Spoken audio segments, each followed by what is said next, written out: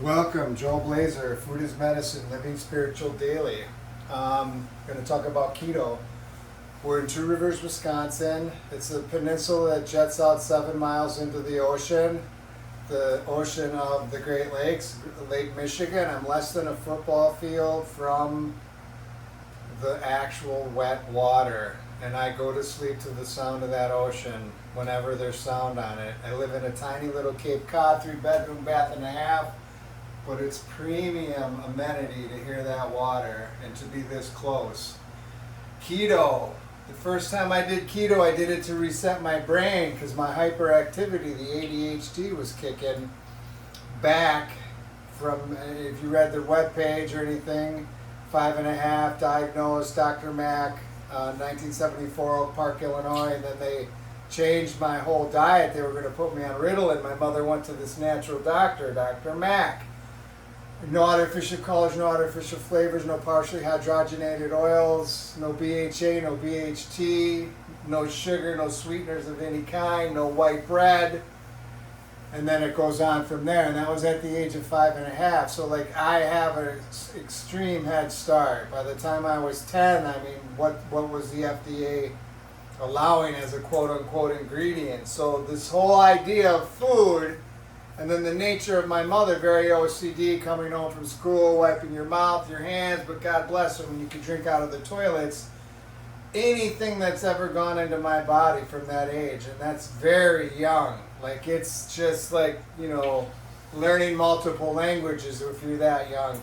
I've learned the language of food and nutrition and what it does to my body, and then what it is, like really what it is. Like there's so many things that a store and a restaurant sell as food. It's not food, but that's for another one. So the metabolic flexibility that you get from keto, or that you have in your body, is a big deal, right? And you can't just go on to keto if you're fat, you're overweight, you're lethargic, and you think that you're just going to eat 80% fat for a couple of days and then go back to normal. You're going to hurt your body.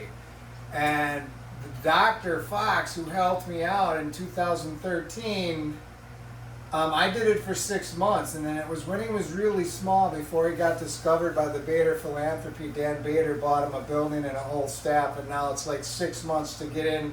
If you know someone like me and I allow you to use my name, you might see him in 6 months, right? But at that time, right before he blew up, we would do blood tests like twice a week for like 6 months, and I was lean. There was no, that was my introduction into keto. And so people asking me questions and stuff, our bodies are food processors, and they're actually literally laboratories. You can do so many experiments with them just with food, and so it's limitless, but I am definitely not qualified to advise you on that. But when I see people that are super fat and they call me and they say I'm on keto today, I can't, it's just like, it doesn't make any sense, because if you don't look for the causes and conditions that got you to be fat in the first place, then you're going to eat all fat and then go back to this carb-rich diet.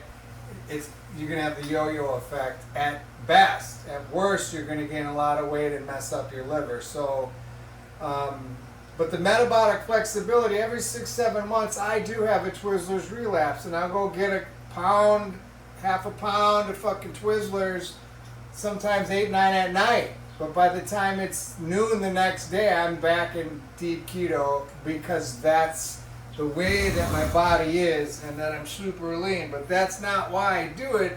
I've just always been lean. And I like ruminating animals.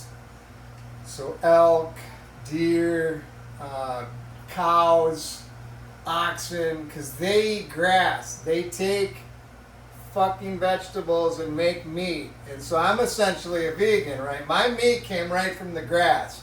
Boom, right? Chickens, pigs, they're fed anything, man. Cows are the new green, or straight up. The pendulum came back. So the beef cheeks I really like. It's an inexpensive cut of meat. It takes about 6 hours to cook. I developed a special technique, but those cheeks are filled with collagen, right? So good for the white blood cells, red blood cells. I mean, it's just, you cut this thing open, I'm not going to get it right up to the camera, but you scrape this inside and there's that cream. It's pure, that stuff they sell in a jar that's dehydrated, right? This goes right into your body. It's legit. I also love the raw garlic, little prison story. Every single prison, federal prison in the 1990s, I did time in 151 months for LSD. Wound up in marrying with John Gotti, but all the prisons sold raw garlic. And even if you were in the hole, they would restrict you to only a couple items, toiletries, toothbrushes, toothpaste, but you could always get garlic, like every prison. And so in prison, for 5 years straight, I ate raw cloves every day. And I constantly eat cloves now. Now, this is extremely powerful, and if you're not acclimated to it, and this is the real hot stuff, you will call 911. It'll burn the shit out of your stomach. But it is exceptional, evidence-based study evidence on being good for you. So,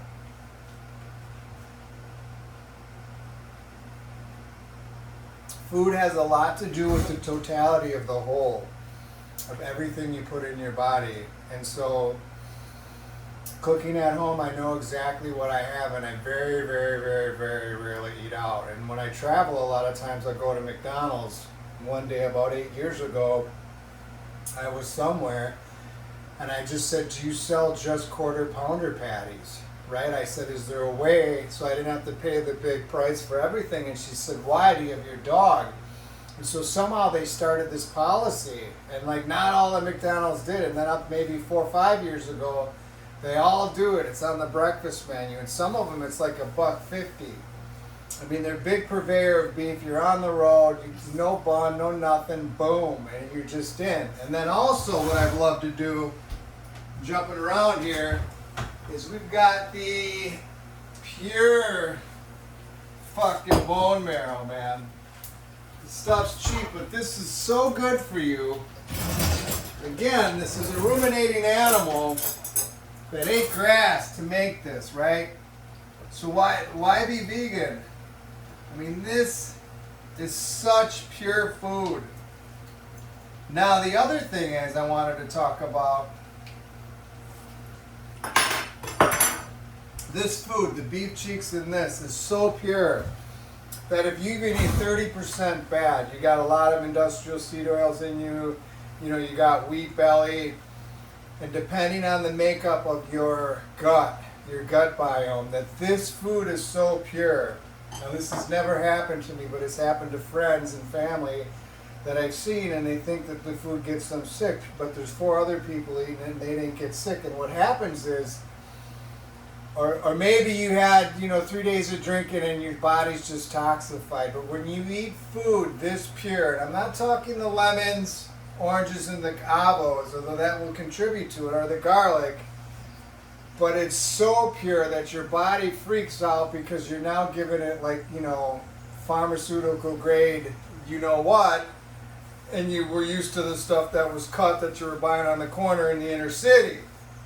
And what happens is, you will drain everything out, number 2, in a very liquidy form, and your body will just expel it all because it needs to make room and energy for this. And our bodies are food processors. That's essentially the biological situation of a human body.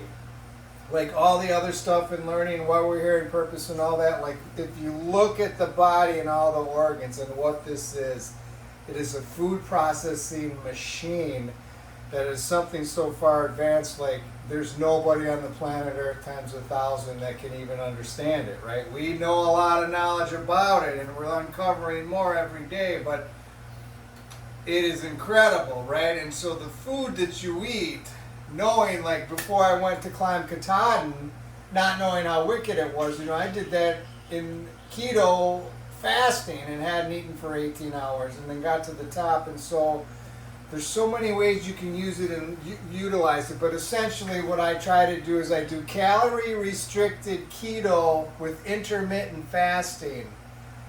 And so that I don't know, you know, other than pure fasting, I think that's the holy grail for me. But I love doing it. I don't do it to lose weight.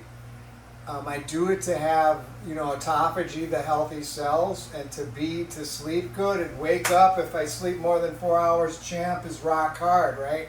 That's an indicator for me. A couple of years I'll be 60. I mean, I can drop down and do 75 push-ups. And I think it's all attributed to a lot of it that the food is medicine, but it's all senses are food. The hearing, the touch, the see, the smell, the taste, and the feeling. Not how do I feel, but the feeling, right?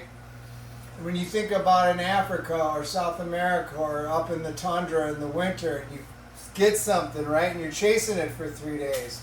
If you're in heavy keto, man, like all your senses, it's like a mild LSD trip, and like you're awake, because if you think, you know, like 600, 800, 20,000 years ago, we're chasing that animal to feed the whole village.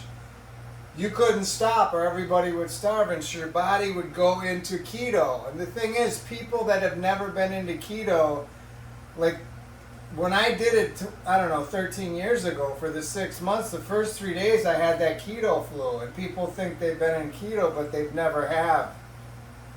Or you've never been in keto if you've never went through the flu. Like now I don't have a flu. There's maybe a little bit of an hour of hangry, but I'm so used to it. It's not, I'm not flush, I'm not weak, I'm not antsy, I'm none of that shit, right? I mean, you go play poker in a tournament, man, and like the first day is 15 hours. I had a couple made it through the first day this year, a couple times.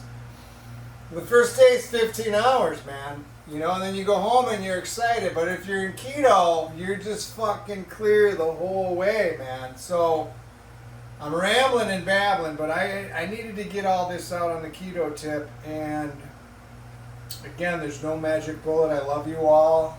Be good. Beef cheeks today and bone marrow. Oranges, raw garlic, and avos. Peace, love.